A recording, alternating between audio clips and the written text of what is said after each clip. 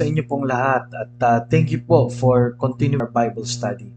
Our study for today from the Bible is Consider Christ. Po mula po sa Hebrews chapter 3 verses 1 up to verse number 4. Napakaganda po mga verses po niyan, ano? At sa biyaya po ng Panginoon, nawa patuloy po tayong hipuin ng Panginoon sa ating puso at maging blessing ano po ang mga pag-aaral pong ito.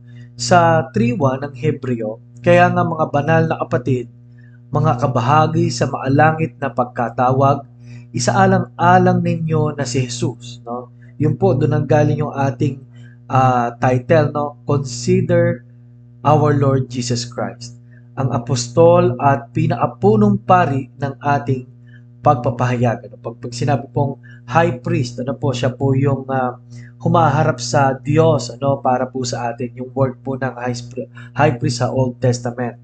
Yun po ang ginawa ng Panginoon para sa atin, no? At ang sabi po sa verse number 2, pag binasa niyo po, ay tapat sa nagtalaga sa Kanya, gaya ni Moses na tapat sa buong sambahan ng Diyos. Verse number 3, sapagkat siya ay tinuring na karapat-dapat sa higit na alwalhatian kaysa kay Moises, yamang ang nagtayo ng bahay ay may higit na karangalan kaysa bahay. Ano, ang ibig sabihin po, yung mga nangyari po sa Bible, may masigit pong mga pangyayari dyan. Ano po, siya, si Jesus.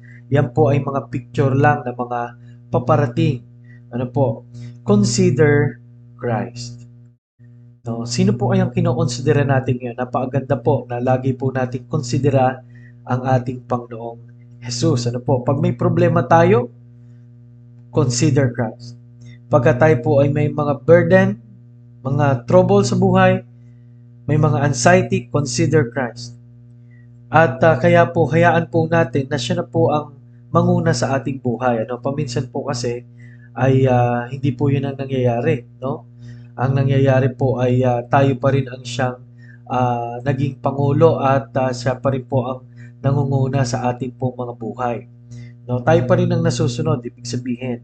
Kasi pag sinabi pong paminsan na siya ang masunod, ayaw naman natin ng ganon, ano? Pero alam niyo, pag ang Diyos po ang nasunod, mas maganda po dahil papunta po tayo sa mga plano ng Diyos. Ano po? Una, ay sinabi ng Bible na consider Christ the man, no? He was kind, ano po? He was sympathetic. Yan po, bilang nagkatawang tao, ang sabi niya sa Mark 10:13 to 14, hayaan niyo ang mga bata. At nang nakita niya yung pagkamatay at libingan ni Lazarus, siya po ay umiyak. Siya ay umiyak para sa Jerusalem. Siya po ay umiyak para doon sa mga tao sa Mark chapter 9 na para mga tupang nagkalat. He was compassionate. Bakit? Nagpagaling siya ng mga may sakit. Mark 1:41. Ano po? At tinuruan sila. Mark 6:34. Pinagaling ang bulag, pilay at sa Matthew 20:34 pinakita yan. Sa Luke 7:11 to 15. Ano po? Pinakita rin po yung mga pinagaling ni Jesus, no po, ng mga leper o mga may ketong, ano po. So, as a man, Jesus became man, ay siya po ay perpekto, no? Ibig sabihin, hindi po niya hinayaang siya po ay magkasala. Siya po ay namatay para sa atin. Now, the teacher, consider Christ the teacher. Yung katotohanan, yung kabataan niya nung siya ay nasa templo, ano po? Nagturo siya sa John 3:2 sa mga sinagoga, sa lahat ng mga cities ang sabi po roon. At with authority and power siya nagturo.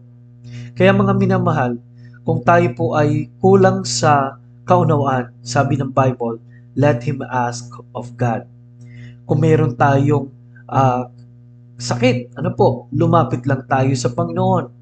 Ano po, at naintindihan niya kung ano tayo dahil siya ay nagkatawang tao. The Savior. Ano po, the Savior. Number 3, galing po siya sa Diyos. Ano po, sa John chapter 1 verse 1. In the beginning was God and the Word was with God. At ang linaw po ng pagkaasabi po roon, ano, na siya po ay galing sa Diyos. At siya po ay may layunin sa John 3:17, Luke 19:10. Siya naparito upang hanapin at iligtas ang nawawala. Was submissive to God's will and purpose, John 6:38. He accomplished the work he was sent to do.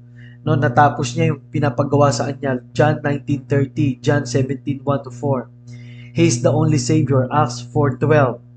Ano po? Siya po ang tanging tagapagligtas. The High Priest, alam niya ang ating mga kalalagayan. Hebrews 2:17 at 4:15. At isang araw siya po ay tatayo at upo sa luklukan ng Diyos. Na po, siya ay pangwalanghang saserdote o high priest na iniharap ang ating mga pagkaasal. Alam niyo, ang trabaho po ng mga high priest before ay sila po ang nagiging daan para i-offer ang tupa para po sa katubusan ng kasalanan.